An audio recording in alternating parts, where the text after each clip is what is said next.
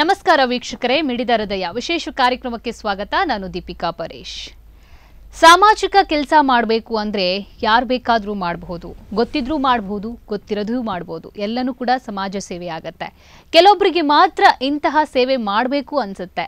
ಅಂಥದ್ರಲ್ಲಿ ಇವತ್ತು ಇಬ್ಬರು ಅತಿಥಿಗಳು ನಮ್ಮ ಜೊತೆಗಿದ್ದಾರೆ. ಅವರಿಗಾಗಲೇ ಒಂದು ಜೀವವನ್ನ ಉಳಿಸಲು ಸಾಕಷ್ಟು ಪರದಾಡಿದ್ದಾರೆ. ಅದಕ್ಕಾಗಿ ಹಣವನ್ನ ಒಗ್ಗೂಡಿಸಿ ಅವರಿಗೆ ಒಂದು ಸಹಾಯವನ್ನ ಮಾಡಲಿಕ್ಕೆ ಮುಂದಾಗಿದ್ದಾರೆ. ಕಳೆದ 3 ವರ್ಷದಿಂದ ಈ ರೀತಿ ಒಂದು ಪ್ರಯತ್ನವನ್ನ ಅವರು ಮಾಡ್ಕೊಂಡು ಬರ್ತಿದ್ದಾರೆ. ಹಾಗಿದ್ರೆ ಅವರು ಯಾರು, ಯಾವ ತರ ಸೇವೆಯನ್ನ ಮಾಡ್ತಿದ್ದಾರೆ, ಯಾರಿಗೋಸ್ಕರ ಸೇವೆಯನ್ನ ಮಾಡಿದ್ದಾರೆ, ಇದೆಲ್ಲದರ ಬಗ್ಗೆ ಇವತ್ತು ಮಾತಾಡೋಣ. ಮೊದಲಿಗೆ ಅವರಿಬ್ಬರನ್ನ ಕಾರ್ಯಕ್ರಮಕ್ಕೆ ಸ್ವಾಗತಿಸೋಣ. ಮೊದಲಿಗೆ ಸಿಟಿ ಬಸ್ ನೌಕರರ ತುರ್ತು ಸೇವಾ ಸಂಘದ ಅಧ್ಯಕ್ಷರಾಗಿರುವ ಸಂತೋಷ್ ಪೂಜಾರಿ ಅವರು ನಮ್ಮ ಜೊತೆಗಿದ್ದಾರೆ. ನಮಸ್ತೆ ಸರ್, ಕಾರ್ಯಕ್ರಮಕ್ಕೆ ಸ್ವಾಗತ. ಅದೇ ರೀತಿ ಸದಾ ಸಮಾಜ ಸೇವೆಯಲ್ಲೇ ತನ್ನನ್ನು ತಾನು ತೊಡಗಿಸಿಕೊಂಡಂತಹ ಸಮಾಜ ಸೇವಕರಾಗಿರುವಂತಹ ವಿಶು ಶೆಟ್ಟಿ ಅವರು ನಮ್ಮ ಜೊತೆಗಿದ್ದಾರೆ. ನಮಸ್ತೆ ಸರ್, ಕಾರ್ಯಕ್ರಮಕ್ಕೆ ಸ್ವಾಗತ. ಸಂತೋಷ್ ಪೂಜಾರಿ ಅವರೇ, ಈಗ ಎಲ್ಲರೂ ಸಮಾಜ ಸೇವೆ ಮಾಡಬೇಕು ಅಂತ ಅನ್ಕೊಂತಾರೆ, ಆದ್ರೆ ಯಾವ ರೀತಿ ಮಾಡಬೇಕು ಅನ್ನುವಂಥದ್ದು ಕೆಲವರಿಗೆ ಗೊತ್ತಿರಲ್ಲ. ಮಾಡಬೇಕು ಅನ್ನುವಂಥದ್ದನ್ನು ಮಾತ್ರ ಮನಸ್ಸಲ್ಲಿ ಇಟ್ಕೊಂಡಿರ್ತಾರೆ. ಆದ್ರೆ ಒಂದು ಸಿಟಿ ಬಸ್ ನೌಕರರ ಸಂಘದ ಒಂದು ಅಧ್ಯಕ್ಷರಾಗಿ ಒಂದು ಪ್ರಯತ್ನವನ್ನ 3 ವರ್ಷದಿಂದ ಮಾಡ್ಕೊಂಡು ಬರ್ತಿದ್ದೀರಾ. ಇವತ್ತು ಕೂಡ ಒಂದು ಜೀವಕ್ಕಾಗಿ, ಒಂದು ಜೀವವನ್ನು ಉಳಿಸುವುದಕ್ಕಾಗಿ ಹಣವನ್ನು ಒಗ್ಗೂಡಿಸಿದ್ದೀರಾ. ಸೊ ಇದಕ್ಕೆ ಪ್ರೇರಣೆ ಏನು ಅಂತ? ಪ್ರೇರಣೆ ಅಂದರೆ 2015ರಲ್ಲಿ ಒಂದು ಜಿ ಶಂಕರ್ ಶಾಲೆ ಒಂದು ಮಗು ಗೀತಾ ಅನ್ನೋ ಹುಡುಗಿಗೆ ಎಲ್ಲ ಡೊನೇಷನ್ ಮಾಡ್ತಿದ್ರು. ಆ ಸ್ಟೂಡೆಂಟ್ನವ್ರು ಸಹ ಬಸ್ಸಲ್ಲಿ ಬಂದು ಡೊನೇಷನ್ ಮಾಡ್ತಿದ್ರು. ನಾನು ಡಿ ಸಿ ಆಫೀಸ್ಗೆ ಹೋಗೋನು ಬಸ್ಸಿನೊಂದು ಡಿ ಸಿ ಹೋಗೋ ಮಕ್ಕಳು ಎಲ್ಲ ಗುರ್ತದವ್ರೆ ಸ್ಟೂಡೆಂಟ್ನವರೆಲ್ಲ ಏನಾದರೂ ಹಾಕಿದೆ. ಕಡೆಗೆ ನಾನು ನೆನೆಸ್ಕೊಂಡೆ, ನಾವೊಂದು ಡೊನೇಷನ್ ಮಾಡಿದರೆ ಹೇಗೆ ಮಗುವಿಗೆ ನಮ್ಮ ಇದರಲ್ಲಿ ಎಂತ ಭಾವನೆ ಬಂದು ನಾನು ಉಡುಪಿ ಸಿಟಿ ಬಸ್ ಸ್ಟ್ಯಾಂಡ್ ಇಳಿಯುವಾಗಲೇ ನನ್ನ ಇನ್ನೊಬ್ಬರು ಮಿತ್ರರಾದ ಶ್ರೀಧರ್ ಪಾಲನವರು ಹೀಗೆ ಈಗ ಒಂದು ಡೊನೇಷನ್ ಮಾಡು ಅಂತ ಅವ್ರು ಹೇಳಿದರು. ಅಲ್ಲ ನಾನು ಎನ್ಸ್ಕೊಂಡಿದ್ದೇನೆ, ನೀವು ಹೇಳಿ ಆಯ್ತಲ್ಲ, ಆಯ್ತು ಮುಂದುವರ್ಸು ಅಂತ. ಕಡೆ ನಮ್ಮ ವಿಶ್ವನನ್ನು ಕರೆದು ಹೀಗೆ ಹೇಳಿ ಅವರ ಹತ್ರ ಎಲ್ಲ ಮಾಡಿ ಒಮ್ಮೆ ಮಾಡಿಕೊಟ್ರೆ ಆ ಮಗುವಿಗೆ. ಇದೇ ಬಸ್ ಸ್ಟ್ಯಾಂಡಲ್ಲೇ ಕೊಟ್ಟಿದ್ದೇವೆ 1,40,000.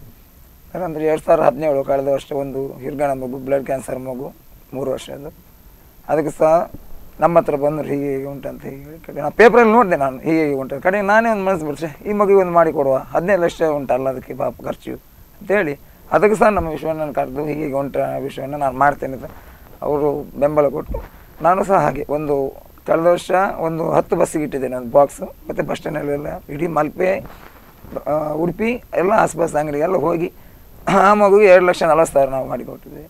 ಇದು ಒಂದು ಸರ್ವಿಸ್ ಬಸ್ ಕಂಡಕ್ಟರು, ಅವ್ರ ಮಗು ಮೆದುಳು ಜ್ವರ, TMI ಆಗೋದಿಲ್ಲ ಹೇಳಿ ಮಣಿಪಾಲಿಗೆ ಶಿಫ್ಟ್ ಮಾಡಿದರು.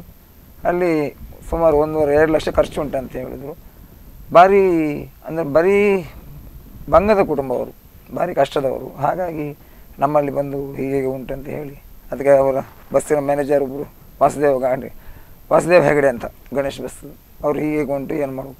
ಅದಕ್ಕೆ ನಾನು ಕೂಡಲೇ ನಮ್ಮ ವಿಶ್ವನಾಥ್ ಹೇಳಿದೆ, ಸರ್ ಅವ್ರದ್ದು ಅಂತ್ಯೋದಯ ಕಾರ್ಡು ಗೌರ್ಮೆಂಟಲ್ಲಿ ಕಾರ್ಡು ಕೊಡೋದಿಲ್ಲ ಅಂತ ಹೇಳ್ತಾರೆ, ಏನು ಸರ್ ಅಂತ ನಾನು ಹೇಳ್ತೇನೆ. ಅದಕ್ಕೆ ಇವರು ನನಗೆ ಒಂದು ನಂಬರ್ ಕೊಟ್ಟರು, ಹೀಗೆ ನಂಬರ್ ಉಂಟು ಸಂತೋಷ್, ಒಂದು ಫೋನ್ ಮಾಡಿ ಅಂತ. ಫೋನ್ ಮಾಡಿದ ಹೇಳಿದರು, ಇಲ್ಲ ಸರ್ ಅದೀಗ ಮುಂಚೆ 15 ದಿವಸ ಹಿಂದೆ ಈಗ ಪೇಷಂಟ್ ಕರ್ಕೊಂಡು ಎಮರ್ಜೆನ್ಸಿಲಿದ್ದರೆ ಪಾರ್ಟಿ ಬಂದು ಅಲ್ಲಿ ಡಾಕ್ಟ್ರ್ ಹತ್ರ ಹೇಳಿ ನನಗೆ BPL ಕಾರ್ಡು, ನನಗೆ ಒಂದು ಗೌರ್ಮೆಂಟ್ ಕಾರ್ಡ್ ಸಿಗುವಾಗ ಸೌಕರ್ಯ ಮಾಡಿ ಅಂತ ಹೇಳಿದರೆ ಅಲ್ಲಿ ಅವ್ರು ಬರೆದು ಕೊಟ್ಟರೆ ಅಜ್ಜರ ಗಾಡಿಗೆ ಬಂದು ಇವರು ಬರೆದು ಕೊಡ್ತಿದ್ರು.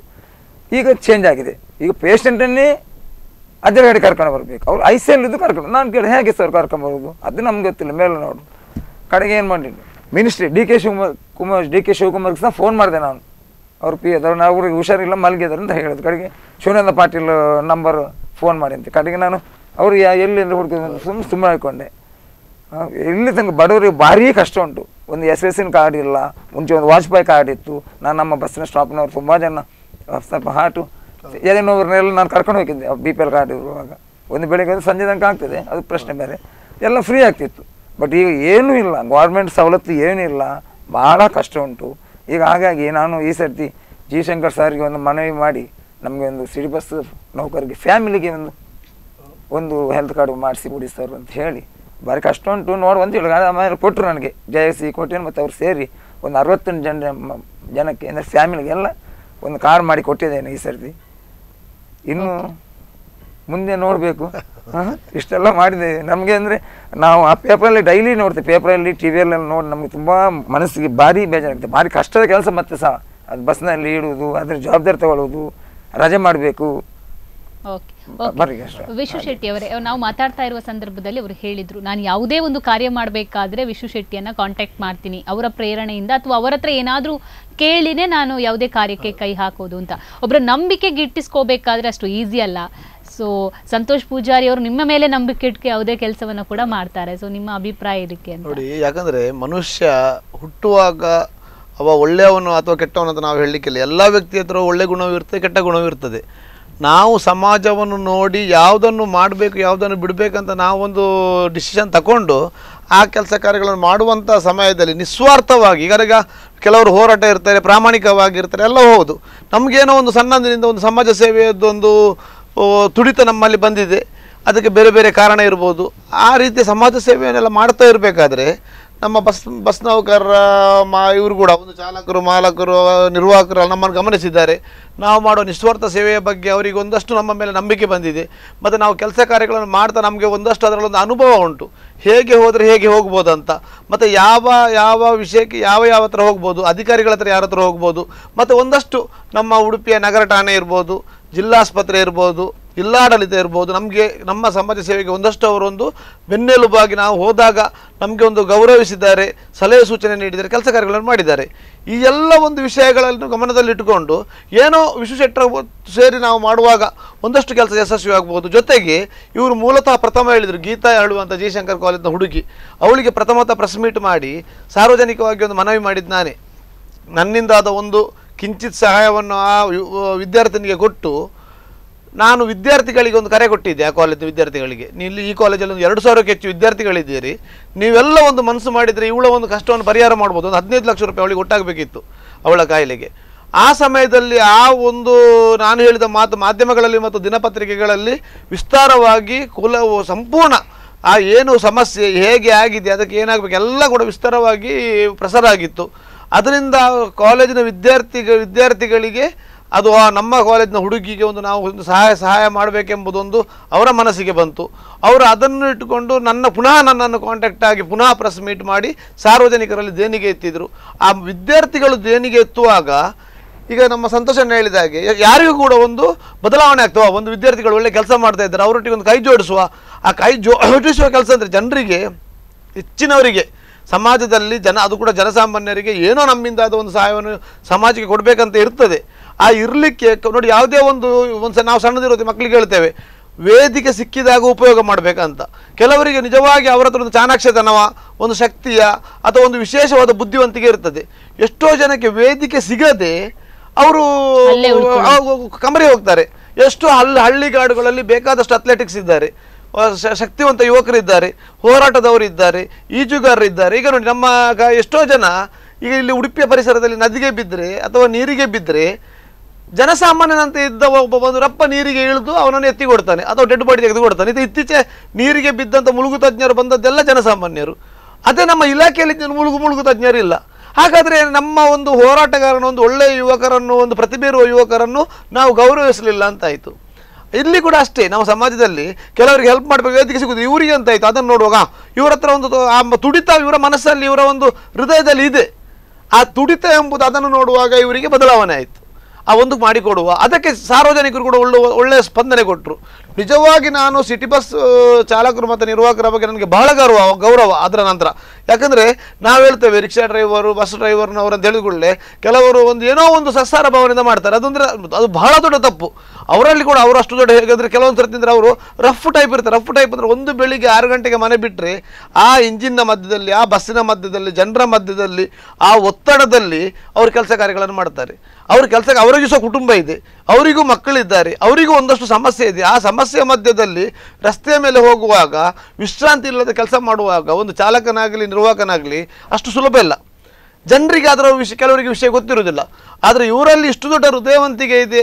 ಒಂದು ಕಲೆಕ್ಷನ್ ಮಾಡಿದರು, ಆ ಕಲೆಕ್ಷನನ್ನು ಉತ್ತಮ ರೀತಿಯ ಪಾರದರ್ಶಕವಾಗಿ ಸಾರ್ವಜನಿಕವಾಗಿ ಅದನ್ನು ಯಾರಿಗೆ ಫಲಾನುಭವಿಗೆ ಕೊಡಬೇಕು ಅದನ್ನು ಉತ್ತಮ ರೀತಿಯಲ್ಲಿ ಕೊಟ್ಟರು.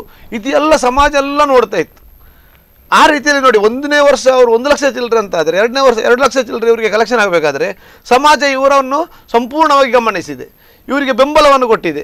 ಆ ಬೆಂಬಲ ಕೊಡ್ಲಿಕ್ಕೆ ಹೋಗಿ ಅಷ್ಟು ಹಣ ಕಲೆಕ್ಷನ್ ಆಯಿತು. ಅಂದರೆ ಸಮಾಜದಲ್ಲಿ ಎಲ್ಲರೂ ಕೂಡ ಎಲ್ಲಿಯೋ ಒಂದು 100 ಜನರಲ್ಲಿ 1-2 ಜನರು ಹಾಳಿರ್ಬೋದು. ಆ 1-2 ಜನರು ಹಾಳಿರುವಾಗ ಜನರು ನಂಬುವುದಿಲ್ಲ.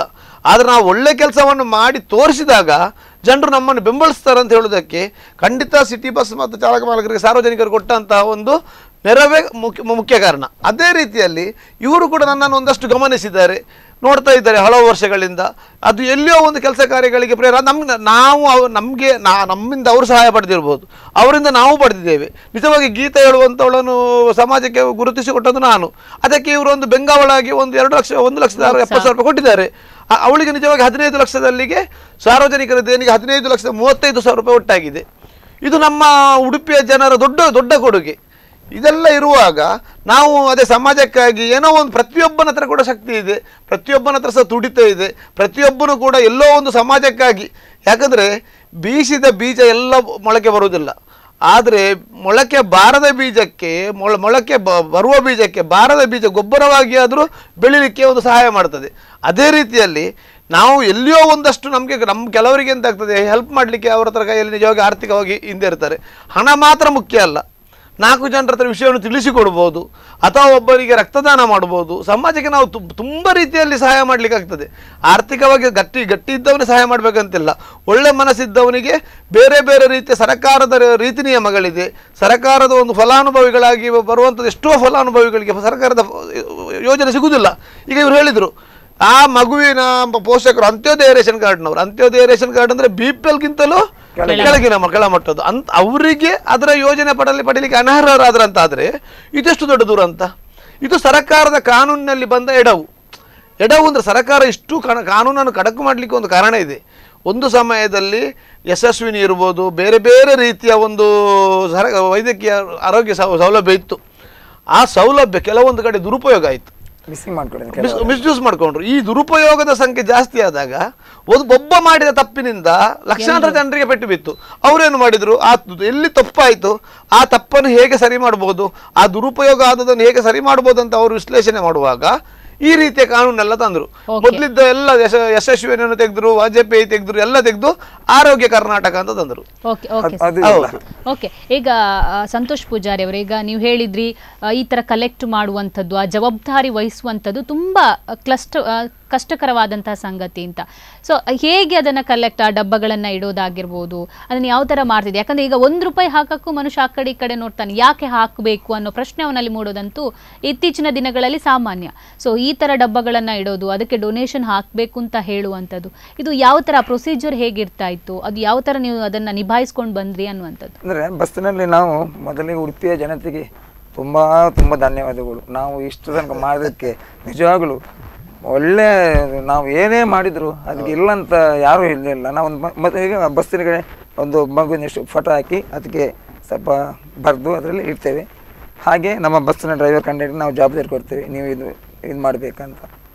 ಅವರು ಸಂಜೆ ತಂದು ಆಫೀಸ್ಗೆ ಇಡ್ತಾರೆ. ನಮ್ಮದು ಸಿಟಿ ಬಸ್ ಮಾಲಕರ ಸಂಘದ ಆಫೀಸ್ ಉಂಟು, ಸಿಟಿ ಬಸ್, ಅಲ್ಲಿ ಇಡ್ತಾರೆ. ಮತ್ತು ಬೆಳಗ್ಗೆ ತಗೊಂಡು ಹೋಗ್ತಾರೆ. ಒಂದು ಈ ಸಲ ಒಂದು 4 ದಿವಸ ಮಾತ್ರ ಇಟ್ಟಿದ್ದು, ಕಳೆದ ಇದರಲ್ಲಿ ಒಂದು 10 ದಿವಸ ಇಟ್ಟಿದ್ದೇವೆ ನಾವು. ಹಾಗಾಗಿ ಅದನ್ನೇ ಅವರು ಸ್ವಲ್ಪ ಕಂಡಕ್ಟ್ರು ಡ್ರೈವರ್ ಸ್ವಲ್ಪ ಎಲ್ಲ ಗುರ್ತದವ್ರು ಬರ್ತಾರೆ ಜಾಸ್ತಿಯಾಗಿ ಪ್ಯಾಸೆಂಜರು, ಮತ್ತು ಅವ್ರು ನೋಡಿದವ್ರು ಸಹ ಹಾಗೆ ಹಾಕಿ ಹೋಗ್ತಾರೆ. ಹಾಗೆ ಅದನ್ನು ಕಲೆಕ್ಟ್ ಮಾಡಿ ನಮ್ಮ ಬಸ್ಸಿನಲ್ಲಿ ಬಸ್ ಮಾಲಕರ ಸಂಘದಲ್ಲಿ ನಮ್ಮ ಬಸ್ಸಿನ ಓನರ್ ಸಹ ಇರ್ತಾರೆ. ಅವರು ಸಹ ನಮ್ಗೆ ಹಣ ಕಲೆಕ್ಟ್ ಮಾಡಿ ಸ್ವಲ್ಪ ಲೆಕ್ಕಾಚಾರ ಮಾಡಿ, ಮತ್ತು 2 ಅವ್ರದ್ದು ನಮ್ಮ ಆಫೀಸ್ನವ್ರು ಇದ್ದಾರೆ ಬಸ್ ಮಾಲಕರದ್ದು, ಅವರು ಸಹ ತುಂಬ ಹೆಲ್ಪಿಂಗ್ ಇದ್ದಾರೆ ನಮಗೆ. ಯಾವುದು ನಾವು ಮಾಡಿದ್ರು ಇಲ್ಲ ಅಂತ ಹೇಳೋದು, ಎಲ್ಲರೂ ನನಗೆ ಇದ್ದಾರೆ ಬೆಂಬಲವಾಗಿ. ಹಾಗಾಗಿ ನಾವು ಅಂದರೆ ನಮ್ಮ ಇದು ಮುಂದೆ ನಮ್ಮ ಅಜ್ಜಿಯಿಂದ ನಾವು ಕಲ್ಕೊಂಡ್ಬಂದಿದ್ವಿ ಫಸ್ಟಿಗೆ. ನಮ್ಮ ಅಜ್ಜಿ ಸಹ ಹಾಗೆ ಒಳ್ಳೆ ಹೃದಯವಂತವ್ರು ಅವರು. ಹಾಗಾಗಿ ನಮಗೆ ಮತ್ತೆ ನಮಗೆ ಏನೋ ಒಂದು ಫೀಲಿಂಗ್ ಆಗ್ತದೆ ನೋಡಿದ್ರ ಮೇಲೆ, ನನಗೆ ಅದು ಬಹಳ ಏನೋ ಒಂದು ಏನಾದರೂ ಕೊಡುವ ಅಂತ ನಮ್ಗೆ ಇದಾಗ್ತದೆ. ಓಕೆ, ಈಗ ಅವರು ಹೇಳಿದ್ರು, ವಿಶ್ವ ಶೆಟ್ಟಿ ಅವರು ಹೇಳಿದ್ರು, ನನ್ನ ಸಾಧನೆ ಅಥವಾ ನಾನು ಮಾಡಿರುವಂಥ ಸಾಮಾಜಿಕ ಕಳಕಳಿಯನ್ನು ನೋಡಿಕೊಂಡು, ಸಮಾಜ ಸೇವೆಯನ್ನು ನೋಡಿಕೊಂಡು ಸಂತೋಷ್ ಪೂಜಾರಿ ಅವರು ನನ್ನ ಒಂದು ಒಡನಾಟವನ್ನು ಇಟ್ಕೊಂಡಿರ್ಬೋದು, ಅಥವಾ ನಾನು ಅವರಿಂದ ಹೆಲ್ಪ್ ಪಡ್ಕೊಂಡೆ, ಅವರು ನನ್ನಿಂದ, ಆ ಥರ ನಾವು ಒಂದು ಬಾಟರ್ ಸಿಸ್ಟಮ್ ಥರ ನಮಗೆ ಒಬ್ರು ಮತ್ತು ಇನ್ನೊಬ್ಬರಿಗೆ ಹೆಲ್ಪ್ ಮಾಡ್ತಾ ಇದ್ವಿ ಅಂತ. ಸೊ ಎಲ್ರಿಗೂ ಎಲ್ಲರನ್ನ ನಂಬಬೇಕು ಅನ್ನೋ ಅವಶ್ಯಕತೆ ಇರಲ್ಲ. ಆದರೆ ನಿಮಗೆ ವಿಶ್ವ ಶೆಟ್ಟಿ ಹತ್ರನೇ ಕೇಳಿ ಎಲ್ಲ ಕಾರ್ಯವನ್ನು ಮಾಡಬೇಕು ಅಂತ ಯಾಕೆ ಅನಿಸ್ತಾ ಇತ್ತು ಅಂತ? ನನಗೆ ಅಂದರೆ ನಾನು ಅವ್ರದ್ದು ಪೇಪರಲ್ಲಿ ಸಿಕ್ಕಾಪಟ್ಟೆ ನೋಡ್ತೇನೆ. ನಾನು ಅಭಿಮಾನಿಯೇ? ಹೇಗೆ ಅಭಿಮಾನಿ, ಫುಲ್ ಅಭಿಮಾನಿಯೇ ನಾನು. ಗೊತ್ತಾಯ್ತಾ. ಮತ್ತು ಏನಾದರೂ ಒಂದು ಈಗ ಬಸ್ ಸ್ಟ್ಯಾಂಡಲ್ಲಿ ಯಾರೋ ಭಿಕ್ಷಕ ಅಥವಾ ಯಾರು ಅಪರಿಚಿತ ಇದ್ರೆ ಕೂಡಲೇ ಫೋನ್ ಮಾಡ್ತೀವಿ, ವಿಶ್ವಣ್ಣ ಇಲ್ಲಿ ಹೀಗೆ ಒಂಚೂರು ಬನ್ನಿ ಅಂತ. ನಿಜವಾಗಲು ನನಗೆ ನಾನು ಎಷ್ಟೇ ಇದು ಮಾಡಿದ್ರು ಕೂಡಲೇ ಬರ್ತಾರೆ ಅವರು. ಮತ್ತು ಏನೋ ಪ್ರಾಬ್ಲಮ್ ಆದರೆ ಫಸ್ಟಿಗೆ ನಾನು ಫೋನ್ ಮಾಡಿದೆ ಇವರಿಗೆ, ವಿಶ್ವಣ್ಣ ಹೀಗೆ ಉಂಟು ಏನು ಮಾಡೋದು ಏನು ಅಂತ. ಅವರು ಸಹ ಹಾಗೆ ಸಂತೋಷ ಹೀಗೆ ಉಂಟು ಏನಾದ್ರು ಒಂದು ಮಾಡೋಣ, ಆಯಿತು ಸರ್. ಇನ್ನು ಮುಂದೆ ಸಹ ಹಾಗೆ ಅವರ ಮಾರ್ಗದರ್ಶನದಲ್ಲೇ ನಾನು ಮುಂದುವರಿತೇನೆ. ನಿಮ್ಮ ಜೊತೆ ಮತ್ತಷ್ಟು ಮಾತುಕತೆ ಮುಂದುವರಿಸ್ತೇನೆ. ಇದೀಗ ಮಿಡಿದ ಹೃದಯದಲ್ಲಿ ಒಂದು ವಿರಾಮ.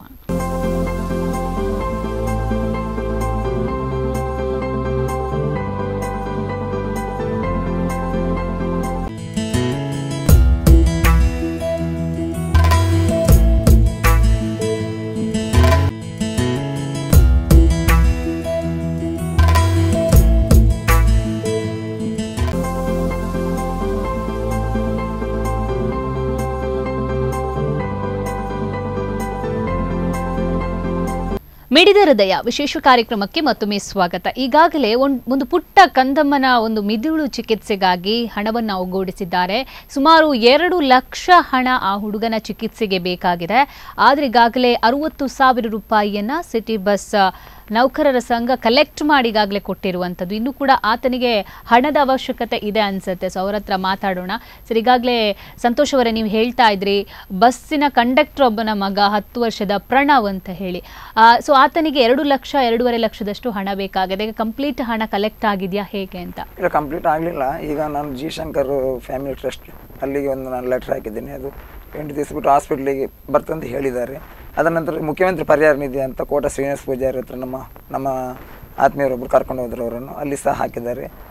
ಹಾಗೆ ನಮ್ಮ ವಿಶ್ವನ ನಿನ್ನೆ ಸಹ ಹೇಳಿದರು, ಒಂದು ಉಡುಪಿ ಉತ್ಸವ ಆಗ್ತದೆ, ಅಲ್ಲಿ ಒಂದು ಕಲೆಕ್ಟ್ ಮಾಡ್ತಾರೆ ಅಂತ ಏನೋ ಹೇಳಿದ್ದಾರೆ. ಅದಕ್ಕೆ ಸಹ ನಾನು ಓಕೆ ಅಂತ ಹೇಳಿ ಮಾಡಿ ಅಂತ ಹೇಳಿದ್ದೇನೆ. ಏನೋ ಆಗ್ತದೆ, ದೇವ್ರ ಇಚ್ಛೆ ಏನಾದ್ರು ಆಗ್ತದೆ. ಯಾಕಂದ್ರೆ ಆ ಪುಟ್ಟ ಬಾಲಕ ಇನ್ನು ಬೆಳಿಬೇಕಾದವನು, ಅವನು ಕೂಡ ಸಾಧನೆ ಮಾಡಬೇಕಾದವನು. ಇಲ್ಲಿಗೆ ಆತನ ಜೀವನ ಕುಗ್ಗಿ ಹೋಗ್ಬಾರ್ದು ಅಥವಾ ಇಲ್ಲಿಗೆ ಆತನ ಜೀವನ ನಿಂತು ಹೋಗ್ಬಾರ್ದು. ಸೊ ಅದಕ್ಕೆ ಪ್ರಯತ್ನ ಪಡ್ಲೇಬೇಕಾಗುತ್ತೆ.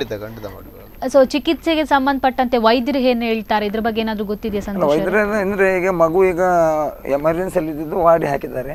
ಸ್ವಲ್ಪ ರಿಕವರಿ ಬರ್ತಾ ಉಂಟು. ಸ್ವಲ್ಪ ಮಾತುಕತೆ ಸ್ವಲ್ಪ ಕಮ್ಮಿ ಉಂಟು. ಮಿದುಳಿಗೆ ಜ್ವರ ಬಂದಿದ್ದಲ್ಲ, ಹಾಗಾಗಿ ಸ್ವಲ್ಪ ಸ್ಲೋ ರಿಕವರಿ ಆಗ್ತದೆ ಅಂತ ಹೇಳ್ತಾ ಇದ್ದಾರೆ ಡಾಕ್ಟ್ರು. ಓಕೆ ಅಂತ ಹೇಳಿದ್ದಾರೆ, ತೊಂದರೆ ಇಲ್ಲ ಅಂತ ಹೇಳಿದ್ದಾರೆ. ಓಕೆ, ಇವಾಗ ಅವರ ಪೇರೆಂಟ್ಸ್ ಆಗಿರ್ಬೋದು, ಅಂದ್ರೆ ಅವರು ಕೂಡ ಕಂಡಕ್ಟರ್ ಒಬ್ರು, ಅವ್ರಿಗೆ ಗೊತ್ತಿರುತ್ತೆ ಈ ತರ ಸಾಧನೆ ಮಾಡಿ ನೀವು ಈ ತರ ಇಟ್ಟಿರುವಂತದ್ದು, ಬಾಕ್ಸ್ ಇಟ್ಟು ಕಲೆಕ್ಟ್ ಮಾಡ್ತಿರುವಂತದ್ದು, ಇದ್ರ ಬಗ್ಗೆ ಎಲ್ಲ ಗೊತ್ತಿರುತ್ತೆ. ಸೊ ಅವರು ಏನು ಹೇಳ್ತಾರೆ? ಸೊ ನಾವು ಫಸ್ಟಿಗೆ ಕಲೆಕ್ಟ್ ಮಾಡಿ ಕೆಲವರಿಗೆ ಆಗುದಿಲ್ಲ ಅಮ್ಮ, ಕೆಲವರು ಆಗ್ತದೆ, ಕೆಲವರಿಗೆ ಆಗುದಿಲ್ಲ. ಸ್ವಲ್ಪ ಅವ್ರು ನಾಚಿಕೆ ಬರ್ತಾರೆ. ನಾವು ಬೇರೆಯವ್ರ ಹತ್ರ ಹಣ ಇದು ಮಾಡಿ ಕೆಲವ್ರಿಗೆ ಸ್ವಲ್ಪ ಇದೆ. ಆದರೆ ಇವ್ರ ಹತ್ರ ನಾವು ಫಸ್ಟ್ ಯಾರೇ ಬಂದರೂ ಫಸ್ಟಿಗೆ ಕೇಳ್ತೇವೆ, ನಾವು ಹೀಗೆ ಕಲೆಕ್ಷನ್ ಮಾಡೋದು ಹೀಗೆ ಅಂತ ಹೇಳ್ತೇವೆ ಅವ್ರ ಹತ್ರ. ಅವ್ರು ಓಕೆ ಅಂದರೆ ಮಾತ್ರ ನಾವು ಮುಂದುವರ್ಸ್ಕೊಂಡು ಹೋಗ್ತೇವೆ. ಅವ್ರ ಹತ್ರ ಹೇಳಿಯೇ ನಾವು ಮಾಡೋದು ಅಂತ. ಅವ್ರದ್ದು ಹೇಳಿದ್ರೆ ನಾವು ಯಾವುದೂ ಕೆಲಸ ಮುಂದೆ ಮಾಡ್ತೀವಿ. ಯಾಕಂದರೆ ಕೆಲವರು ಆಗ್ತದೆ, ಕೆಲವರು ಆಗೋದಿಲ್ಲ. ಹಾಗಾಗಿ ಎಲ್ಲರೂ ಒಂದೇ ಲೆಕ್ಕ ಇರೋದಿಲ್ಲ ನಮ್ಮ. ಹಾಗಾಗಿ ಓಕೆ, ಇವಾಗ ಒಟ್ಟು ಎಷ್ಟು ಬಸ್ಗಳಿದೆ? ಸೊ ಸಿಟಿ ಬಸ್ಗಳಿದೆ, ಬಸ್ 87 ಬಸ್ ಉಂಟು. ಸೊ ಅದರಲ್ಲಿ ಎಷ್ಟು ಬಸ್ಗಳಲ್ಲಿ ಈ ತರ ಬಾಕ್ಸ್ಗಳು ಇಟ್ಟಿದ್ದೀರಾ? ನಾವು ಒಂದು ಈ ಸಲ 6 ಬಸ್ನಲ್ಲಿ ಇಟ್ಟಿದ್ದೀವಿ. ಆಮೇಲೆ ಮತ್ತೆ ಎಲ್ಲ ಕಲೆಕ್ಷನ್ ಮಾಡ್ತಾರೆ. ನಮ್ಮದು ಎಲ್ಲ ಸ್ಟಾಪ್ನವ್ರು ಇದ್ದಾರೆ, ಟೈಮ್ ಇದ್ದವರು ಸ್ವಲ್ಪ ಡಬ್ಬಿ ಹಿಡ್ಕೊಂಡು ಹೋಗೋದು ಬಸ್ ಸ್ಟ್ಯಾಂಡ್ಗೆ ಮಾಡಿ ಕೊಡ್ತಾರೆ. ಏನಾದರೂ ಸಂಜೆ ಆಗೋ ಲೆಕ್ಕ ಮಾಡಿ. ಮತ್ತೆ ಇನ್ನೊಂದು ವಿಷಯ, ಈಗ ಯಾವುದೇ ಈ ಕಲೆಕ್ಷನ್ಸ್ ವಿಷಯದಲ್ಲಿ ಅಂತಲ್ಲ, ಇತ್ತೀಚಿನ ದಿನ ಈಗ ಅಭಿವೃದ್ಧಿ ಹೊಂದ್ತಾ ಇದೆ, ಒಂದೊಂದು ಕಡೆ ಡೆವಲಪ್ ಆಗ್ತದೆ. ಮುಂಚೆ ಆದ್ರೆ ಯೋಚನೆ ಮಾಡದೆ ದುಡ್ಡು ಹಾಕ್ತಾ ಇದ್ರು, ಅಯ್ಯೋ ಏನೋ ಒಂದು ಒಳ್ಳೆ ಕಾರ್ಯಕ್ಕೆ ಹೋಗ್ತಾ ಇದೆ ಅಂತ. ಆದ್ರೆ ಆ ಒಳ್ಳೆ ಕಾರ್ಯವನ್ನ ಎಷ್ಟೋ ಜನ ದುರುಪಯೋಗ ಪಡಿಸಿರುವಂತಹ ಉದಾಹರಣೆಗಳಿದೆ. ಸೊ ಈಗ ಜನ ಯೋಚನೆ ಮಾಡ್ತಾರೆ, ನಾನು ಯಾಕೆ ₹1 ಹಾಕೋದಾದ್ರು ನಾನು ಯಾಕೆ ದುಡ್ಡು ಹಾಕಬೇಕು, ಅವ್ನು ಹೇಳ್ತಾ ಇರೋದು ನಿಜಾನ ಸುಳ್ಳ ಅನ್ನೋದನ್ನ ಟ್ಯಾಲಿ ಮಾಡ್ತಾರೆ. ಸೊ ಇಂಥದ್ದೊಂದು ಕಷ್ಟಕರವಾದ ಸಂಗತಿ ಎದುರಿಸಿದ್ದೀರಾ ಹೇಗೆ? ಅನುಭವ ಆಗಿದೆ ನನಗೆ. ಈಗ ಗೀತಾ ಒಂದು ಹುಡುಗಿ ಡೊನೇಷನ್ ಮಾಡುವಾಗ ಏನೋ ಒಂದು ಡಬ್ಬಿ ಹಾಕಿದ್ರು ಅಮ್ಮ, ಇದು ಅವರಿಗೆ ಮುರ್ತದಲ್ಲ ಅಂತ ಒಂದು ಮಾತು ಹೇಳಿದ್ರು ನನಗೆ. ಅದು ಇವತ್ತಿಗೂ ನನ್ನ ಮನಸ್ಸಲ್ಲಿ ಉಂಟು ನಿಜವಾಗ್ಲೂ. ಅದಕ್ಕೆ ನಾನು, ಯಾಕೆಂದರೆ ನಮ್ಮ ಬಸ್ಸಿನ ಡ್ರೈವರ್ ಕಂಡಕ್ಟರ್ ಅಂದರೆ ಕೆಲವರಿಗೆ ಎಷ್ಟೆಷ್ಟು ಅಷ್ಟೇ ವಿಷಯವನ್ನು ಹೇಳಿದಾಗೆ ಭಾರಿ ಸಾಸ್ತಾರ. ಕೆಲವರಿಗೆ ಅಂದರೆ 10 ಜನ ಒಂದೇ ಲೆಕ್ಕ ಇರುವುದಿಲ್ಲ. ಒಬ್ಬರು ಒಳ್ಳೆ ಇರುತ್ತೆ, ಸ್ವಲ್ಪ ಹಾಳಿರ್ತಾರೆ. ಆದಷ್ಟು ತಿದ್ದಿಕೊಂಡು ಹೋಗ್ತಾ ಉಂಟು, ನಾವು ಒಳ್ಳೇದು ಮಾಡ್ತಾ ಉಂಟು. ಆದರೆ ಮತ್ತು ಬೇರೆ ಅವರು ನಮ್ಮ ಬಗ್ಗೆ ಅಷ್ಟಿರುವಾಗ ನಾವು ಫಸ್ಟ್ ಇದಕ್ಕೆ ಅಣ್ಣಮಲೈ ಸರ್ ಕರೆಸಿಕೊಟ್ಟಿದ್ದೇವೆ, ಸೆಕೆಂಡು ರಘುವತಿ ಭಟ್ರನ್ನು ಕರೆಸಿದ್ವಿ. ಈಗ ನಿನ್ನೆ ಸಹ ಹಾಗೆ ಟೌನ್ ಸ್ಟೇಷನ್ನು SI ಅವ್ರನ್ನ ಕರೆಸಿ ಇವರನ್ನು ಕರೆಸಿ ಸಾರ್ವಜನಿಕ ಇದರಲ್ಲಿ ನಾವು ಹಣ ಕೊಟ್ಟಿದ್ದೇವೆ. ಯಾಕೆಂದರೆ ಮತ್ತು ನಾಳೆ ಇನ್ನೊಮ್ಮೆ ಯಾವುದಾದ್ರೂ ಬರಬಾರ್ದು ಯಾರು ವಿಷಯ ಹೇಳಿದ್ರು, ಇನ್ನೊಮ್ಮೆ ಮಾಡುವಾಗಲೂ ನಮಗೆ ತಪ್ಪು ಕಲ್ಪನೆ ಯಾರು ಮಾಡಬಾರ್ದಲ್ಲ. ಹಾಗಾಗಿ ನಾವು ಬಾರಿ ಅದು ಡೊನೇಷನ್ ಮಾಡೋದು ಅಷ್ಟು ಕಷ್ಟ ಉಂಟು. ಓಕೆ, ವಿಶ್ವ ಶೆಟ್ಟಿ ಅವರೇ, ನೀವೀಗ ಸಮಾಜ ಕಾರ್ಯದಲ್ಲಿ ಸಾಕಷ್ಟು ವರ್ಷಗಳಿಂದ ತೊಡಗಿಸಿಕೊಂಡಿದ್ದೀರಾ. ನಿಮ್ಮ ಪಯಣ ಹೇಗಿತ್ತು? ಈಗ ಯಾವಾಗ ಸಮಾಜ ಕಾರ್ಯಕ್ಕೆ ಇಳಿದಿದ್ದೀರಾ, ಸಮಾಜದಲ್ಲಿ ಒಳ್ಳೆಯದನ್ನು ಮಾಡಬೇಕು, ತನ್ನಿಂದಾದ ಸೇವೆಯನ್ನು ಮಾಡ್ಕೋಬೇಕು ಅಂತ ಅಂದ್ಕೊಂಡಿದ್ದೀರಿ. ಮೊದಲಿಗೆ ಮಾಡಿದಂಥ ಸೇವೆ ಯಾರ್ದು? ಸೊ ಆ ನಂತರದ ದಿನಗಳನ್ನು ಯಾವ ಥರ ಕಳ್ಕೊಂಡು ಬಂದ್ರಿ, ಹೇಗೆ ಅಂತ? ನೋಡಿ, ನಾನು 6ನೇ ತರಗತಿಯಲ್ಲಿರುವಾಗ ಶಾಲೆ ಬಿಟ್ಟು ಬರ್ತಾ ಇರಬೇಕಾದ್ರೆ ಒಬ್ಬ ವ್ಯಕ್ತಿ ಆಕ್ಸಿಡೆಂಟ್ ಆಗಿ ರೋಡ್ ಸೈಡಲ್ಲಿ ಬಿದ್ದಿದ್ದ. ಅವತ್ತು ನಾನು ಅವನನ್ನು ರಿಕ್ಷಾ ಮುಖಾಂತರ ಜಿಲ್ಲಾಸ್ಪತ್ರೆಗೆ, ಆವಾಗ ಜಿಲ್ಲಾಸ್ಪತ್ರೆ ಲಾಜರಗಡೆ ತಾಲೂಕು ಆಸ್ಪತ್ರೆ, ಅಲ್ಲಿಗೆ ಅಡ್ಮಿಟ್ ಮಾಡಿದ್ದೆ. ಅದು ನಂದು ಪ್ರಥಮತವಾಗಿ ಸಾರ್ವಜನಿಕವಾಗಿ ಮಾಡಿದಂಥ ಕೆಲಸ. ಮತ್ತು ನಾನು ಮನೆ ಹತ್ತಿರದಲ್ಲಿ ಅಜ್ಜಿಯಂದಿರಿರ್ಬೋದು, ಪ್ರಾಯದವರಿಗೆ ಅಥವಾ ಅನಾರೋಗ್ಯದವರಿಗೆ ಮದ್ದು ಬೇಕಿರ್ಬೋದು, ಅದನ್ನೆಲ್ಲ ನಾನು ಸಣ್ಣದಿರುವ ತಂದು ಕೊಡ್ತಿದ್ದೆ. ಜೊತೆಗೆ ಈವರೆಗೆ ನಾನು ಸುಮಾರು 13,000ಕ್ಕೂ ಹೆಚ್ಚು ರೋಗಿಗಳಿರ್ಬೋದು, ಅಸಹಾಯಕರಿರ್ಬೋದು, ನೊಂದವರಿರ್ಬೋದು, ಅಥವಾ ಆಕ್ಸಿಡೆಂಟ್ ಆದವರು ಇರ್ಬೋದು, ಅಥವಾ ಹಲ್ಲೆಗೊಳಗಾದವರು ಇರ್ಬೋದು, 13,000ಕ್ಕೂ ಹೆಚ್ಚು ಅಂತಹ ಒಂದು ದುರಂತಕ್ಕೀಡಾದವರು ನಾವು ಆಸ್ಪತ್ರೆಗೆ ದಾಖಲಿಸಿದಂಥದ್ದು ಇದೆ. ಇದೆಲ್ಲ ಮಾಡುವಂಥ ಸಮಯದಲ್ಲಿ ಈ ಒಂದು ನಾವಂದರೆ ಎಂತ ಎಣಿಸ್ತೇವೆ, ಒಂದು ಸುಖ ಅಂದರೆ ಒಂದು ಒಳ್ಳೆಯ ಒಂದು ಆಹಾರವನ್ನು ತಗೊಳ್ಳೋದು, ಒಂದು ಐಷಾರಾಮ್ ಕಾರಲ್ಲಿ ತಿರುಗೋದು, ಐಷಾರಾಮ್ ಮನೆಯಲ್ಲಿ ಜೀವನ ಮಾಡುವುದು, ಒಂದು ಐಷಾರಾಮವಾಗಿ ಬದುಕೋದು, ಡ್ರೆಸ್ ಇರ್ಬೋದು. ಇವತ್ತು ಒಬ್ಬ ಸಾಮಾನ್ಯ ವ್ಯಕ್ತಿ ಕೂಡ ಒಂದು 2,000 3,000 ಅನ್ನೋದು ಸುಖವನ್ನು ಆಗ್ತಾನೆ, ಅದೇ ಒಂದು ಸುಖ ಅಂತ ಎಣಿಸ್ತಾರೆ. ಬಟ್ ಕಾಣದ ಸುಖ ಒಂದಿರ್ತದೆ. ನಾವು ಎಲ್ಲಿ ಒಂದು ಅಸಹಾಯಕರಿಗೆ, ನೊಂದವರಿಗೆ, ಅನಾರೋಗ್ಯದಲ್ಲಿರುವವರಿಗೆ ಆ ಸಮಯದಲ್ಲಿ ಅವರಿಗೆ ಯಾರೂ ಗತಿ ಇರುವುದಿಲ್ಲ. ಅಂಥ ಸಮಯದಲ್ಲಿ ನಾವು ಅವರಿಗೊಂದು ಉಪಕಾರ ಮಾಡಿ ಆ ಉಪಕಾರದಲ್ಲಿ ಅವರಿಗೆ ಒಂದು ಪ್ರಯೋಜನ ಆಗ್ತದ, ಅದರಿಂದ ಒಂದು ರಿಸಲ್ಟ್ ಬರ್ತದೆ. ಆ ಕಾಣದ ರಿಸಲ್ಟ್ ಅದು. ಅವರು ನಮಗೆ ಥ್ಯಾಂಕ್ಸ್ ಹೇಳ್ಬೋದು, ಹೇಳದೇ ಇರ್ಬೋದು, ಅವರ ಕಣ್ಣಲ್ಲಿ ಬರುವ ನೀರು ಇರ್ಬೋದು, ಅಥವಾ ನಮಗೆ ಕೊಡುವಂಥವ್ರ ಆಶೀರ್ವಾದ ಇರ್ಬೋದು, ಶುಭಾರೈಕೆ ಇರ್ಬೋದು. ಅದರಲ್ಲಿ ಕಾಣದ ಒಂದು ಸುಖ. ಈಗ ತನ್ನ ಮಗು ತಾಯಿ ಊಟ ಮಾಡಿದ್ರೆ ತೊಂದರೆ ಇಲ್ಲ, ಮಗು ಊಟ ಮಾಡಿದ ಕೂಡಲೇ ತಾಯಿಗೆ ಹೊಟ್ಟೆ ತುಂಬುತ್ತದಂತೆ. ಹಾಗೆ ನಮಗೆ ನಮ್ಮ ಒಡ ಹುಟ್ಟಿದವರೇ ಅಕ್ಕ ತಂಗಿ ಅಣ್ಣ ತಮ್ಮ ಅಂತ ಅಲ್ಲ, ನಮ್ಮ ಹೊಟ್ಟೆಯಲ್ಲಿ ಹುಟ್ಟಿದವರೇ ಮಕ್ಕಳಂತ ಅಲ್ಲ. ಈಗ ಅದು ನಮ್ಮದು ಬಿಡಿ, ನಮ್ಮ ಮುಖ ಪ್ರಾಣಿಗಳಲ್ಲಿ ಕೂಡ ಆ ಒಂದು ಸಂಬಂಧ ಇರ್ತದೆ. ಎಲ್ಲಿಯೋ ಮಂಗ ಒಂದು ನಾಯಿ ಮರಿಗೆ ಹಾಲು ಕೊಟ್ಟದ್ದು ನಾವು ನೋಡ್ತಾ ಇದ್ದೇವೆ, ಎಲ್ಲಿಯೋ ದನ ಒಂದು ನಾಯಿ ಮರಿ ಕೊಟ್ಟು ನಾವು ಇವತ್ತು ಎಷ್ಟೋ ನೋಡ್ತಾ ಇದ್ದೇವೆ. ಮನುಷ್ಯರಾದ ನಮಗೆ ಅಂತಹ ಒಂದು ಕೆಲಸ ಕಾರ್ಯಗಳನ್ನು ಮಾಡುವಾಗ ಬಂದಂಥ ಫಲಿತಾಂಶ ನಮಗೆ ಒಂದಷ್ಟು ಸುಖ ಕೊಡ್ತು. ನಿಜವಾಗಿ ನಿಸ್ವಾರ್ಥವಾಗಿ ಯಾರು ಸಮಾಜ ಸೇವೆ ಮಾಡ್ತಾನೆ ಅವ ಬದುಕಿರುವ ತನಕ ಆ ಕೆಲಸವನ್ನು ನಾವು ಬಿಡುವುದಿಲ್ಲ. ಯಾಕಂದರೆ ಅದರಲ್ಲಿ ಒಂದು ಸುಖ ಉಂಟು. ಸ್ವಾರ್ಥ ಇರಬಾರ್ದು. ನನಗೆ ಎಲ್ಲಿಯೋ ಒಂದು ನಾಳೆ ಓಟಿಗೆ ನಿಲ್ಲಬೇಕು, ಅಥವಾ ಒಂದು ಬೆನಿಫಿಟ್ ಆಗಬೇಕು, ನನ್ನ ಉದ್ಯೋಗಕ್ಕೆ ಪ್ಲಸ್ ಆಗಬೇಕು, ಅದರಲ್ಲಿ ನಮಗೆ ಪ್ರಾಫಿಟ್ ಆಗಬೇಕು. ಯಾಕಂದರೆ ನಮ್ಗೆ ಎಂತ ಆಗ್ತದೆ, ನಾವು ಮಾಡಿದ ಕೆಲಸಕ್ಕೆ ನನಗೆ ರಿಟರ್ನ್ ಸಿಗಲಿಲ್ಲ ಅಂತ ನಾವು ರಿಟರ್ನನ್ನು ಬಯಸಬಾರ್ದು. ಅದು ಏನಾಯಿತು, ಒಂದೊಂದು ಮಾಡ್ತಾ ಇರಬೇಕಾದ್ರೆ ಅದರಲ್ಲಿ ಒಂದಷ್ಟು ಒಂದು ಒಳ್ಳೆಯದಾಯಿತು. ಎಲ್ಲೋ ಒಬ್ಬ ಸಾಯುವ ಬದುಕಿದ, ಎಲ್ಲಿಯೋ ಒಂದು ಮನೆ ಎಷ್ಟು ಬೇಕಾದಷ್ಟು ಇದೆ. ಒಂದು ಫಾರ್ ಎಕ್ಸಾಂಪಲ್ 2 ವರ್ಷದ ಹಿಂದೆ ಒಂದು MBBS ಸ್ಟೂಡೆಂಟ್ನವರಿಬ್ಬರು ಹುಡುಗಿ ಹೋಗ್ತಾ ಆಕ್ಸಿಡೆಂಟ್ ಆಯಿತು. ಅವರು ಬದುಕಲಿಕ್ಕೆ ಚಾನ್ಸೇ ಇಲ್ಲ. KMCಯಲ್ಲಿ ಅದು ಅವರು ಬ್ಲ್ಯಾಕ್ ಲಿಸ್ಟಲ್ಲಿ ಅಂತ ಅಲ್ಲಿ KMC ವೈದ್ಯರು ಹೇಳಿದರು. ಬಟ್ ಅವಳು ಬದುಕಿದ್ಲು. ಲಾಸ್ಟಿಗೆ ಅವಳು ಬದುಕಿದ ಮೇಲೆ ಅಲ್ಲಿಯ ಒಂದು ಕಾರ್ಯಕ್ರಮದಲ್ಲಿ ನಂಗೊಂದು ಅವಾರ್ಡ್ ಕೊಡುವಾಗ ಅಲ್ಲಿಯ ಒಂದು ಪ್ರಮುಖರು ಹೇಳಿದರು, ಏನು ನಮ್ಮ ಸ್ಟೂಡೆಂಟ್ ಬದುಕುವಂಥ ಪ್ರಶ್ನೆಯೇ ಇಲ್ಲ, ಅವಳು 4 ಗಂಟೆ ರೋಡ್ ಸೈಡಲ್ಲಿ ಬಿದ್ದಿರ್ಬೋದು, ರಾತ್ರಿ 2 ಗಂಟೆಗೆ ಬಿದ್ದವಳು ಬೆಳಿಗ್ಗೆ 7 ಗಂಟೆ ತನಕ ರೋಡ್ ಸೈಡಲ್ಲೇ ಇದ್ಲು. ಆದರೆ ವಿಶ್ವಶೆಟ್ಟರ ಕೈಯಲ್ಲಿ ಒಂದು 10 ನಿಮಿಷದಲ್ಲಿ ಅವರು ಕರ್ಕೊಂಡು ಬಂದಂಥ ರೀತಿ ಅವಳಿಗೆ ಗೋಲ್ಡನ್ ಟೈಮ್, ಅದೊಂದು ಜೀವ ಅವಳಿಗೆ ಉಳಿಸುವಂಥ ಕೆಲಸ ಆಯಿತು. 10 ನಿಮಿಷ ಅವಳಿಗೆ ಜೀವನದಲ್ಲಿ ಮೇಯ್ನ್ ಆಯಿತು ಅಂಥ ಒಂದು ಕೆಲಸ ಮಾಡುವಾಗ ಅವರ ತಂದೆ ತಾಯಿ ಗುಜರಾತ್ನವರು, ಅವರು ಬಂದರು. ತನ್ನ ಮಗಳನ್ನು ನಿಜವಾಗಿ ಅವರು ಮಗಳ ಡೆಡ್ ಬಾಡಿ ತಗೊಂಡು ಹೋಗುವವರು ಜೀವಂತವಾಗಿ ಅವಳನ್ನು ಹುಷಾರಾಗಿ ಕರ್ಕೊಂಡು ಹೋದರು. ಅದೆಲ್ಲ ದೊಡ್ಡ ಸಾಧನೆ.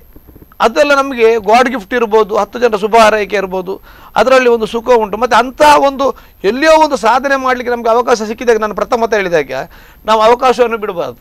ಮತ್ತು ಎಲ್ಲಿಯೋ ಯಾರು ಮಾತಾಡಿದರು, ಮತ್ತೆ ನಾವು ಒಳ್ಳೆ ಕೆಲಸ ಮಾಡಬೇಕಾದ್ರೆ ಅಪಮಾನ ಅವಮಾನವನ್ನು ಬೇಕಾದಷ್ಟು ತಗೊಳ್ಳೇಬೇಕು. ಅದೇ ನಾನು ಆ ಮಾತೊಂದು ಹೇಳ್ತೀನಿ, ಯಾವುದೇ ಒಂದು ಒಳ್ಳೆ ಕೆಲಸ ಮಾಡಿದ್ರೆ 100 ಜನ ಕೆಟ್ಟದ್ ಮಾತಾಡುವವರು ಇದ್ದೇ ಇರ್ತಾರೆ. ಅದು ಎಲ್ಲ ಒಂದು 100 ಜನ ಮಾತಾಡುದಿಲ್ಲ, ಮಾತಾಡುದು ಒಬ್ಬರೇ. ನೋಡಿ, ಸೀತೆ ಪತಿವೃತೆ ಅಂತ ಇಡೀ ಅಯೋಧ್ಯೆ ಎಲ್ಲ ಜನರು ಹೇಳಿದರು, ಎಲ್ಲರೂ ಒಪ್ಕೊಂಡ್ರು.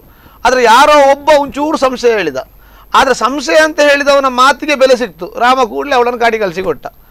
1000 ಜನ ಹಾಕಿದಂಥ ಹಾಲಿಗೆ, ಒಂದು ಕೊಪ್ಪರಿಗೆ 1000 ಜನ ಹಾಲು ಹಾಕಿದರೆ, ಯಾರೋ ಒಬ್ಬ ಲಿಂಬೆ ಹಿಂಡಿದ್ರೆ ಆ ಹಾಲೆಲ್ಲ ಹಾಳಾಗ್ತದೆ. 1000 ಜನರದ್ದು ಶ್ರಮ ಹೋಯಿತು. ಒಬ್ಬ ಯಾರು ಮಿಸ್ಟೇಕ್ ಮಾಡ್ತಾನೆ ಅವನಿಂದ ದೊಡ್ಡ ದೂರ ಅಂತ ಆಗೋದು. ಅದಕ್ಕೆ ನಾವು ತಲೆ ಕೆಡಿಸ್ಕೊಳ್ಬಾರ್ದು. ನಾನು ಬೇಕಾದಷ್ಟು ಅನುಭವಿಸಿದ್ದೇನೆ. ಅಪಮಾನ ಅವಮಾನಗಳನ್ನು ನಾವು ಅನುಭವಿಸಿದ್ದು ಉಂಟಲ್ಲ. ಯಾಕಂದ್ರೆ ನಾವು ಮೊದಲಿಂದ ಬರ್ಲಿಕ್ಕೆ ಹೋಗಿ ನಮಗೆ ಏನೋ ಒಂದು ಪ್ರತಿರೋಧ ಶಕ್ತಿ ನಮ್ಮಲ್ಲಿ ಇರ್ಲಿಕ್ಕೆ ಹೋಗಿ ನಾವು ಬದುಕಿದ್ದೇವೆ. ಇಲ್ಲದಿರೋ ಅದಕ್ಕೆ ಹೇಳೋದು, ಸಣ್ಣ ಮಕ್ಕಳಿರುವಾಗ ನಾವು ಮಕ್ಕಳನ್ನು ಗಟ್ಟಿ ಮಾಡಿ ಬೆಳೆಸಬೇಕು. ಇವತ್ತಿನ ಕಾಲದಲ್ಲಿ ಎಂತಾಗಿದೆ, ತಂದೆ ತಾಯಿಯರು ಮಕ್ಕಳಿಗೆ ಒಂದು ಮಿಷಿನ್ ಹಾಗೆ ಬೆಳೆಸ್ತಾ ಇದ್ದಾರೆ. ಅವರಿಗೆ ಹೊರ ಪ್ರಪಂಚ ಗೊತ್ತಿಲ್ಲ, ಒಂದು ಏನು ಮಾಡಬೇಕಂತ ಗೊತ್ತಿಲ್ಲ, ಕಷ್ಟ ಬಂದರೆ ಯಾವ ರೀತಿ ಮಾಡಬೇಕು ಮಾನವೀಯತೆಯನ್ನು ಕೊಡ್ತಾ ಇಲ್ಲ. ಕಲಿ ಓದು 90-100 ಮಾರ್ಕ್ಸ್ ತೆಗಿ ಅಂತ. ನಾಳೆ ಎಲ್ಲಿಯೋ ಒಂದು ಚೂರು ಹೆಚ್ಚು ಕಮ್ಮಿ ಆದರೆ, ಸಮಾಜದಲ್ಲಿ ಒಂದು ದುರ್ಘಟನೆ ಆದರೆ ಅಥವಾ ಅವರಿಗೆ ಒಂದು ಕಷ್ಟ ಬಂದರೆ, ತಮ್ಮ ಮಕ್ಕಳನ್ನು ನಾವು ಎಷ್ಟೇ ಸುಖದಲ್ಲಿ ಸಾಕಲಿ, ಐಷಾರಾಮ್ ಬದುಕಲ್ಲಿ ಸಾಕಲಿ, ಆದರೆ ಕಷ್ಟ ಯಾರನ್ನೂ ಬಿಡಲಿಲ್ಲ. ನೋಡಿ, ಒಬ್ಬಾಮನ ಮಗಳಿಗೆ ಯಾವತ್ತೂ ಕಮ್ಮಿ ಇಲ್ಲ, ಆದರೂ ಕೂಡ ಅವಳು ಹೋಟೆಲಲ್ಲಿ ಒಂದು ಸರ್ವಿಸ್ ಮಾಡಿದ್ದಾಳೆ. ಯಾಕಂದರೆ ಕೆಲಸ ಅಂದರೆ ನಮಗೆ ಅದರಲ್ಲಿ ಜ್ಞಾನ ಬೇಕು. ನಾಳೆ ಯಾರಿಗೇನು ಯಾವತ್ತಿಗೂ ಆಗ್ಬೋದು. ನಾವು ಫ್ಲೈಟಲ್ಲೇ ತಿರುಗುವವರು ನಾಳೆ ಸೈಕಲಲ್ಲಿ ತಿರುಗಬಾರ್ದು ಅಂತ ಇಲ್ಲ, ಅಥವಾ ನಡ್ಕೊಂಡು ಹೋಗಬಾರ್ದು ಅಂತಿಲ್ಲ. ಅನುಭವ ಎಲ್ಲವೂ ಬೇಕು. ಅದನ್ನು ನಾವು ಇವತ್ತಿನ ತಲೆಮಾರಿನವರು ನಾವು ಮಕ್ಕಳಿಗೆ ಕೊಡ್ತಾ ಇಲ್ಲ. ಆವಾಗ ನಾವು ಉಂಟಲ್ಲ, ಈಗ ನೋಡಿ ಕೆಲವು ಮಕ್ಕಳಿಗೆ ಈಗ ನೋಡಿ, ಈಗ ತುಂಬ ಜನ ಮಾನಸಿಕ ರೋಗಿಗಳಾಗ್ತಾ ಇದ್ದಾರೆ, ಡಿಪ್ರೆಷನ್ಗೆ ಹೋಗ್ತಾ ಇದ್ದಾರೆ, ಏಕಾಂಗಿ ಜೀವನ ಮಾಡ್ತಾ ಇದ್ದಾರೆ. ಅದು ಯಾಕಂದರೆ ನಾವು ಸಣ್ಣದಿಂದ ಬೆಳೆದದ್ದು ಹಾಗಲ್ಲ. ಸಣ್ಣಂದ ರಫ್ ಆ್ಯಂಡ್ ಟಫಲ್ಲೇ ಬೆಳೆದದ್ದು ನಾವು. ಆ ರಫ್ ಆ್ಯಂಡ್ ಟಫಲ್ಲಿ ಬೆಳಿಲಿಕ್ಕೆ ಹೋಗಿ ಸಣ್ಣಂದಿನಿಂದ ನಾವು ಬಾಲ್ಯಾವಸ್ಥೆಯಲ್ಲಿ ಏನೆಲ್ಲ ಮಾಡ್ಲಿಕ್ಕೆ ಅದನ್ನೆಲ್ಲ ಮಾಡಿದ್ದೇವೆ ನಾವು. ಈಗಿನ ಮಕ್ಕಳು ಹಾಗೆ ಮಾಡೋದಿಲ್ಲ, ಅವ್ರಿಗೇನೂ ಗೊತ್ತಿರೋದಿಲ್ಲ.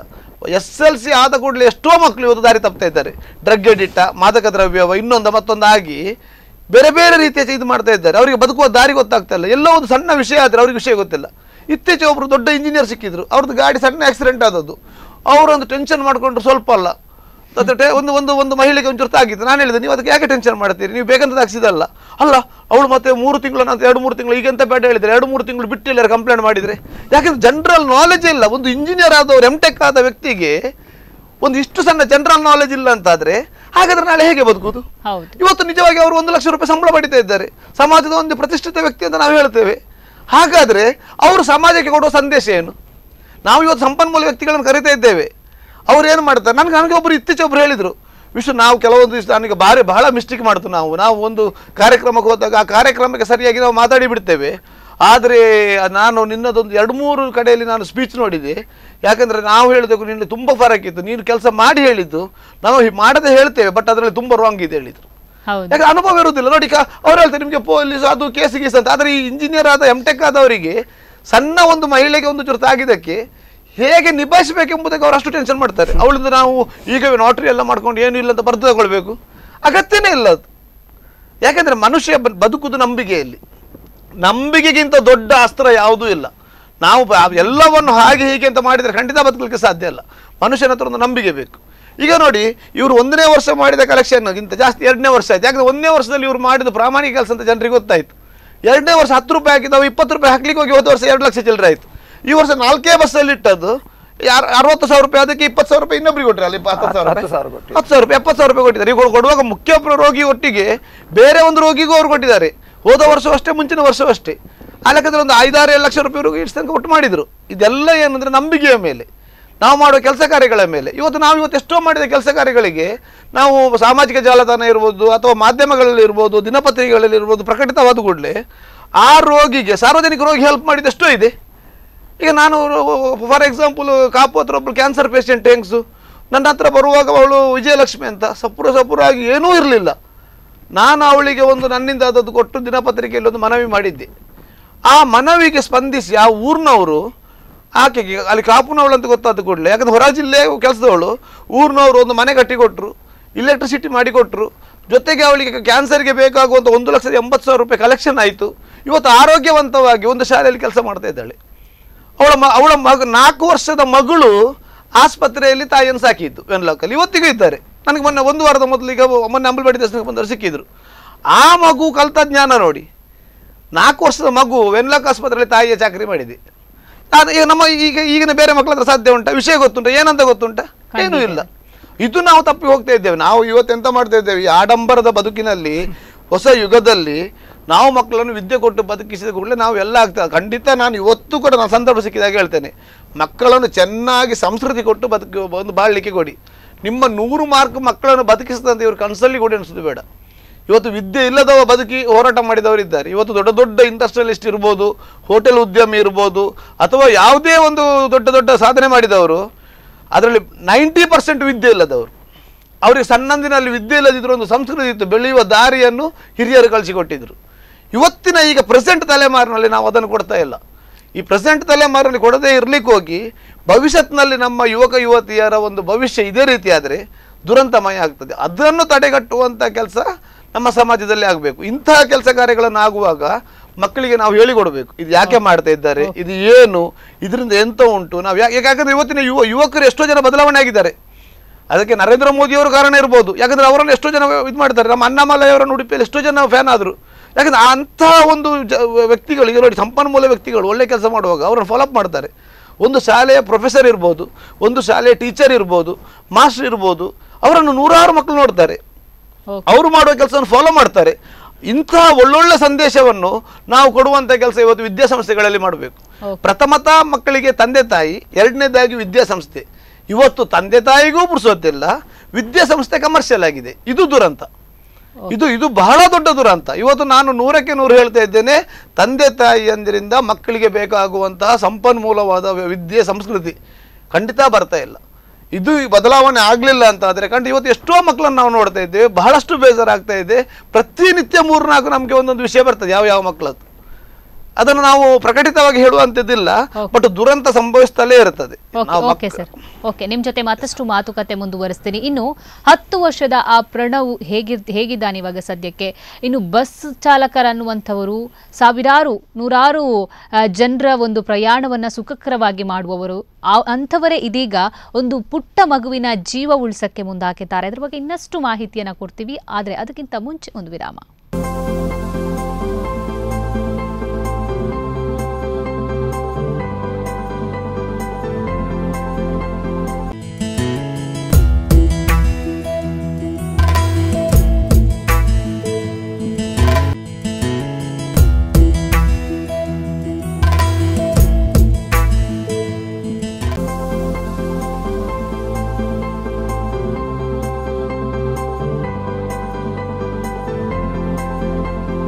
ಮಿಡಿದ ಹೃದಯ ವಿಶೇಷ ಕಾರ್ಯಕ್ರಮಕ್ಕೆ ಮತ್ತೊಮ್ಮೆ ಸ್ವಾಗತ. ಈಗಾಗಲೇ ಸಾಕಷ್ಟು ಜನರು ಸಮಾಜ ಸೇವೆ ಮಾಡಬೇಕು ಅಂತ ಹೊರಡ್ತಾರೆ, ಸಮಾಜ ಸೇವೆಯನ್ನು ಮಾಡ್ತಾರೆ. ಇನ್ನು ಕೆಲವರು ಸಮಾಜ ಸೇವೆ ಅಂತ ಲೂಟಿ ಹೊಡೆಯುವಂಥ ಸಮಾಜ ಸೇವೆ ಅಂತ ಹೆಸರಿಟ್ಕೊಂಡು ಲೂಟಿ ಹೊಡೆಯುವ ಕೆಲಸವನ್ನು ಕೂಡ ಮಾಡ್ತಿದ್ದಾರೆ.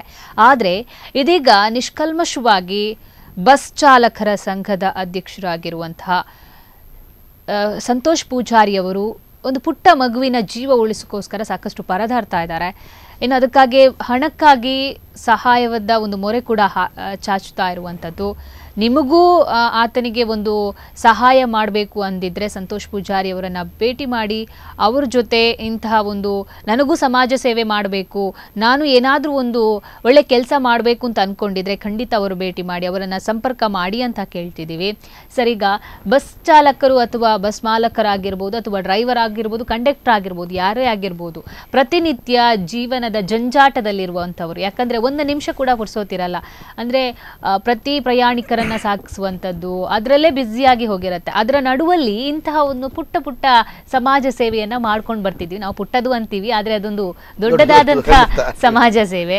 ಸೊ ಈಗ ಈ ತರ ಮಾಡ್ಬೇಕಾದ್ರೆ ಈಗ ಎಲ್ಲರೂ ಹೇಳಿದ್ರಿ ಮೊದಲೇ, ಎಲ್ಲರೂ ಒಂದೇ ತರ ಇರಲ್ಲ. ಈಗ 5 ಬೆರಳು ಕೂಡ ಒಂದೇ ತರ ಇರಲ್ಲ. ಸೊ ಆ ಒಂದು ಇಷ್ಟು 85 ಬಸ್ಗಳಿದೆ, ಎಲ್ಲ ಬಸ್ ಚಾಲಕರು ಒಂದೇ ತರ ಇರಲ್ಲ.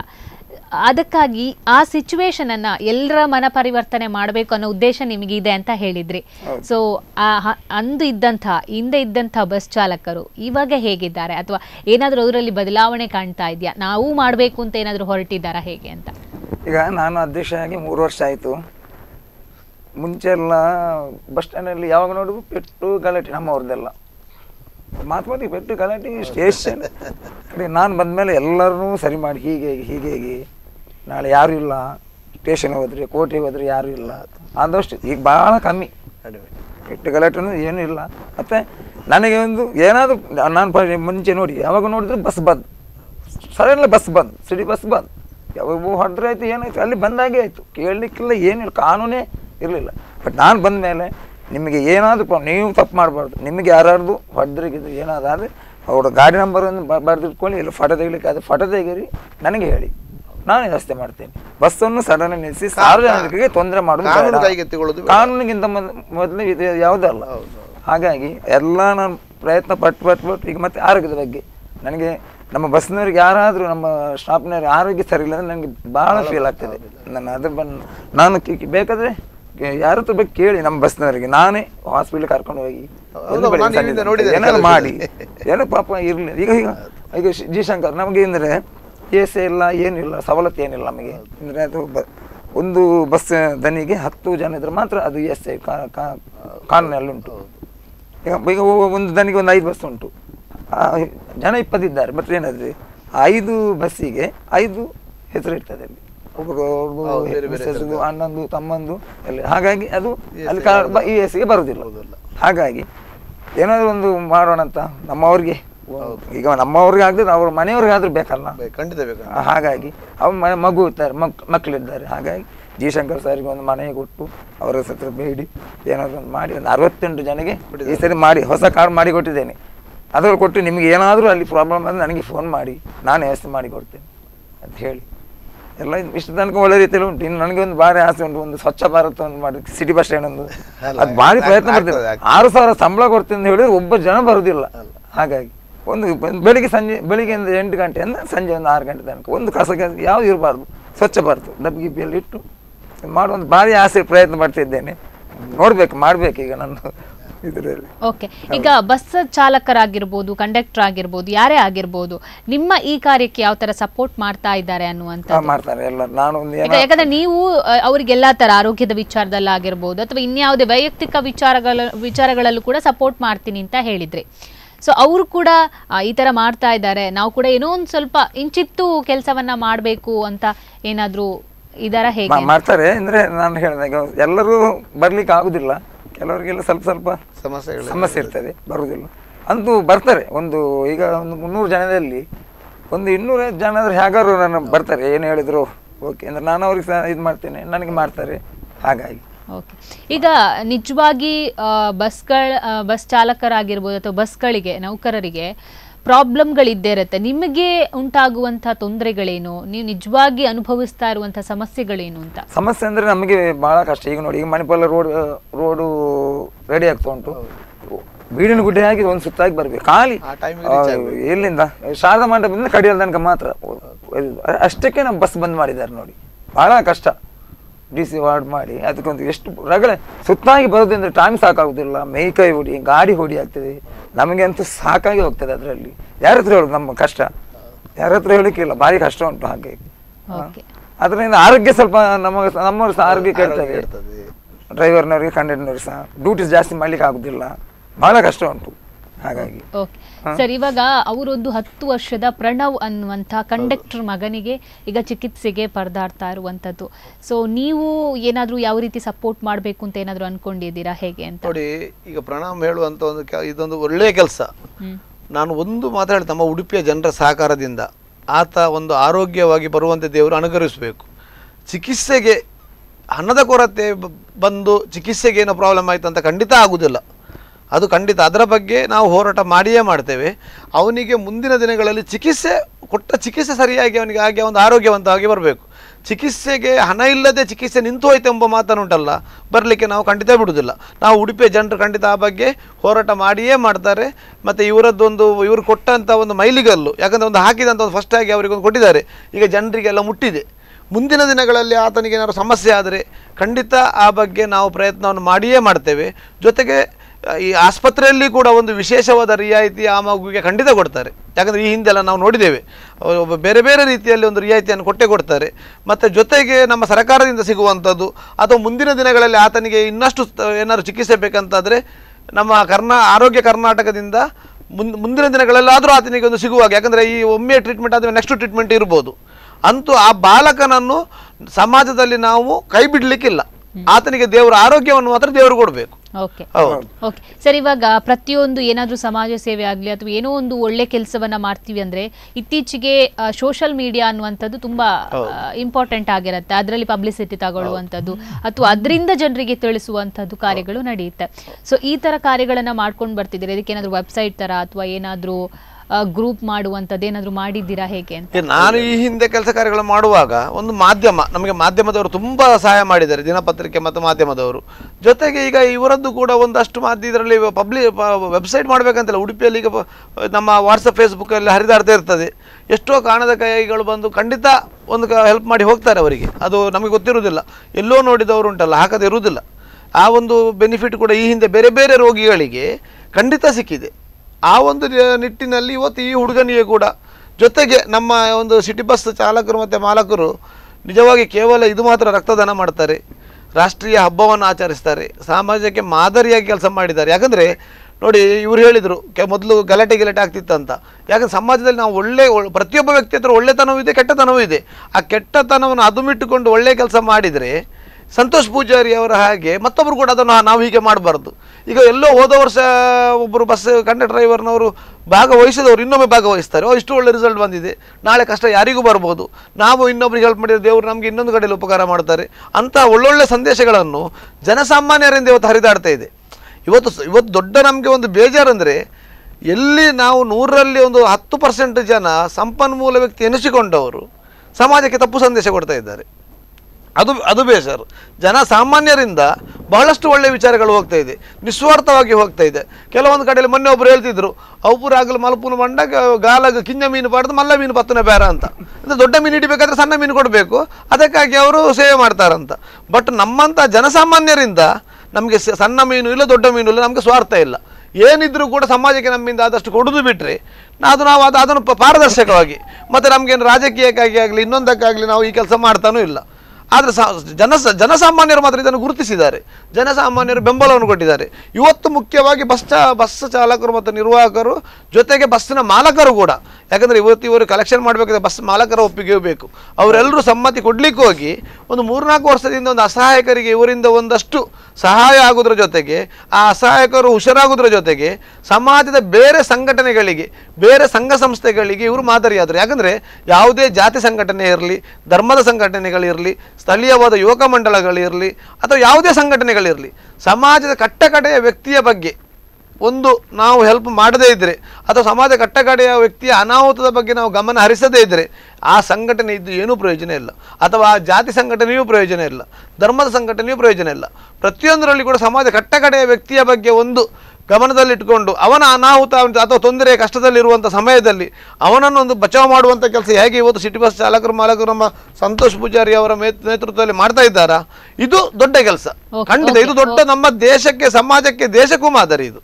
ಓಕೆ ಸರ್, ಇವಾಗ ಇಂಥದಕ್ಕೆಲ್ಲ ಕೆಲವೊಂದು ಟ್ರಬಲ್ಗಳು ಅಂದರೆ ತೊಂದರೆಗಳು ಎದುರಾಗುವಂಥದ್ದು ನೀವು ಮಾಡುವಂಥ ಕಾರ್ಯಗಳಿಗೆ, ಅಥವಾ ನೀವು ಈ ಥರ ಸಮಾಜ ಸೇವೆ ಮಾಡ್ತಿರಲ್ಲ ಅದಕ್ಕೆ ಸಮಸ್ಯೆಗಳು ಅಂತ ಎದುರಾಗುತ್ತೆ. ಸೊ ನಿಮಗೆ ಈ ಬಸ್ ನೌಕರು ಸೇರಿ ಮಾಡುವಂಥ ಇದಕ್ಕೆ ಏನಾದರೂ ಪ್ರಾಬ್ಲಮ್ಗಾಗುತ್ತಾ? ಗೌರ್ಮೆಂಟಿಂದ ಯಾವ ಥರ ಸಪೋರ್ಟ್ ಬೇಕು ಅಂತ ಕೊನೆಯದಾಗಿ? ಇಲ್ಲ, ಗೌರ್ಮೆಂಟ್ ಸಪೋರ್ಟ್ ನಮ್ಗೆ ಯಾವುದೂ ಇಲ್ಲ ಇಷ್ಟ ತನಕ. ಯಾವುದು ನಾವು ಕೇಳಲಿಲ್ಲ, ಸಪೋರ್ಟ್ ಇಲ್ಲ. ಖಾಸಗಿ ಅವ್ರಿಗಂತೂ ಯಾವುದೂ ಇಲ್ಲ ಗೌರ್ಮೆಂಟಿಂದ.